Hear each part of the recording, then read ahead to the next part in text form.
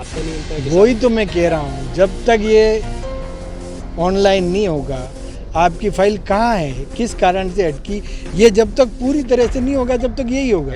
90 दिन का काम 3 साल में होने के पीछे ही है। और ये ही परिवर्तन सरकार के माध्यम से और देश के प्रधानमंत्री नरेंद्र मोदी जी के माध्यम से यही हो रहा। और ये भ्रष्टाचार का इलाज भी और तीव्र गति से काम करने का इलाज भी सब, क्योंकि फाइल किस समय संबंधित अधिकारी के पास आई और किस समय उसने निकाली, ये चीज़ जब तक मॉनिटरिंग नहीं होगी जब तक संभव नहीं। और ये सरकार क्या कर रही है इस बारे में, क्योंकि ये अब्दुल रहमान जी का मामला है, ये जो इसमें सरकार के माध्यम से, क्योंकि सब समान रूप से होना चाहिए। अब आप जैसे बता रहे हो छोटे काश्तकार को तो ये बताया जा रहा है और बड़े काश्तकारों को इसमें, परंतु मैं आपको कह रहा हूँ कि विभाग के माध्यम से जो भी उचित होगा वो कार्रवाई आने वाले समय में करेंगे। खातेदारी में दर्ज है। मेरा नाम रोहिताश है। मेरे पास में 5 बीघा लैंड, नदी बोल रही है, नाला बोल रहा है, लेकिन मैं किसान हूँ, मेरे खातेदारी में दर्ज है वो 5 बीघा, जबकि सरकार का रेफरेंस है, वो सरकार का पार्ट है। उस मामले में सरकार क्या कर रही है वो मैं इस बारे में पूरी जानकारी करके बताऊंगा। ठीक है। सर, दुर्भाग्य है कि मौका नक्शा रिपोर्ट पटवारी स्तर से भी नहीं प्रॉपर बन करके आती है और सरकार की महत्वपूर्ण अरबों रुपए की जमीन खुर्द-बुर्द हो जाती है। ऐसे इसको लेकर के क्या कुछ सरकार के पास कार्य योजना है? ये जो अतिक्रमण के मामले हैं, अभियान के माध्यम से ये अतिक्रमण सब आने वाले समय में हटाए जाएंगे, क्योंकि अतिक्रमी किसी का नहीं है, उसका केवल एक उद्देश्य खुद के हित साधना।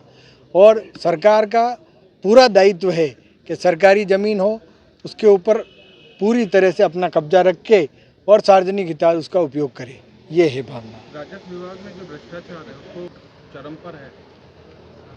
ये सब ऑनलाइन की जो सुविधा है लैपटॉप के माध्यम से, ये क्योंकि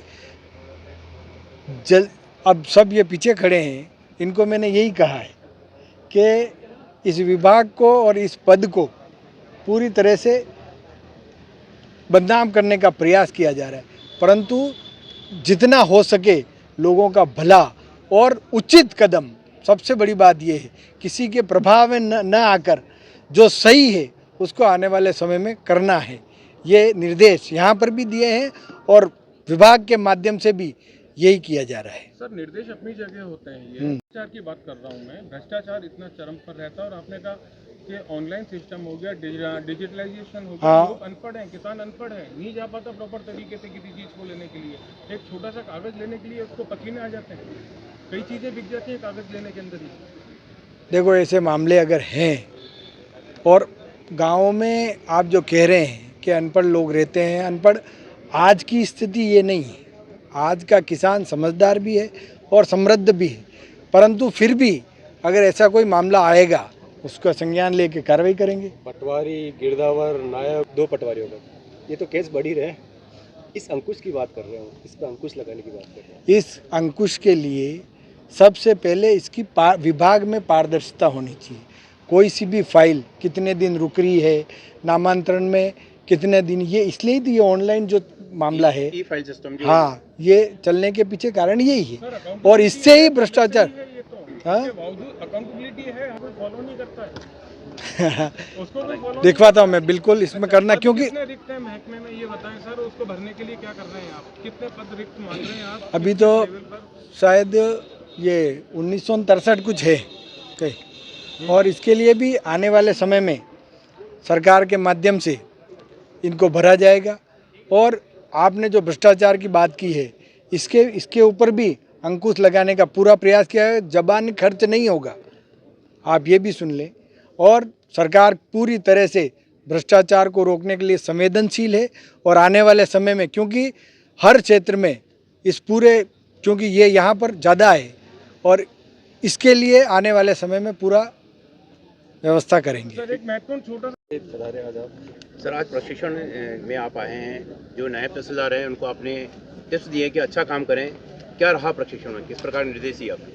मैंने तो केवल ये कहा है कि आप सभी फील्ड में जाके गरीब को गणेश मान के सेवा करें और जो सरकार का आप अभिन्न अंग भविष्य में बनेंगे उसमें जनता के हित के सभी काम करके जनता को जितना लाभ मिला जाए ये करने का काम कहा है मैंने। सर, हाल ही में सरकार ने एक आदेश जारी किया था कि जो खेतों में जाने वाले आम रास्ते हैं उन्हें खुलवाया जाएगा, तो किस प्रकार का समर्थन देखने को मिला? इसके माध्यम क्योंकि बहुत जगह जब बुआई का समय आता है उस समय खेतों के विवाद में बहुत सारी FIR दर्ज होती है और कई ऐसे मुकदमे होते हैं जिसमें लड़ाइयों के होते हैं। उसके लिए राज्य सरकार के माध्यम से ये करने का काम है ताकि ये इसका एक स्थायी समाधान हो सके।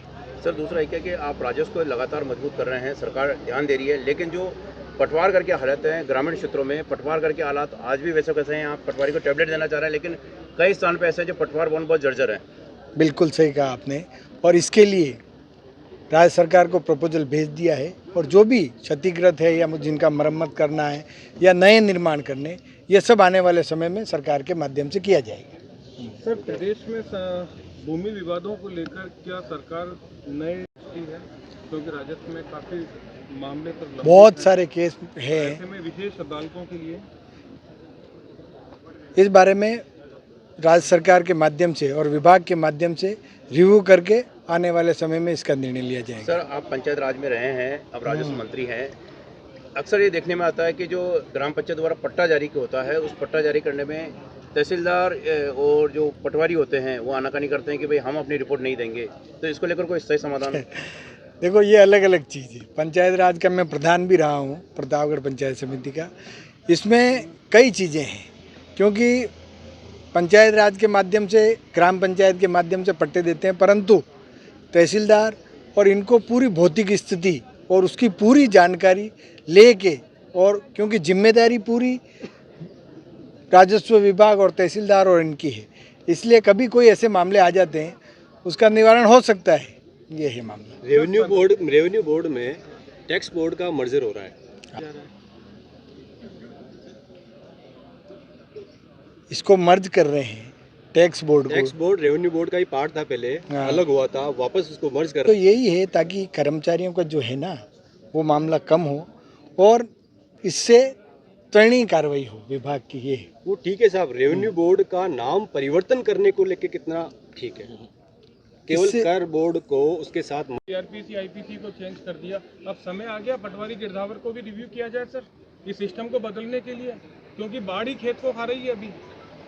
अब तो रिव्यू करने का समय आ गया, आप मानते हैं? बिल्कुल बिल्कुल, हाँ बिल्कुल कैसे कराएंगे, बिल्कुल ये है। राजस्थान काश्तकारी में 251A के तहत खेत में जाने के लिए रास्ता देने का प्रावधान है 90 डेज का SDO स्तर पे, और 90 डेज को लेकर सब 3 साल बीत जाते हैं, रास्ता नहीं मिलता है। वही तो मैं कह रहा हूँ, जब तक ये ऑनलाइन नहीं होगा, आपकी फाइल कहाँ है, किस कारण से अटकी, ये जब तक पूरी तरह से नहीं होगा जब तक यही होगा।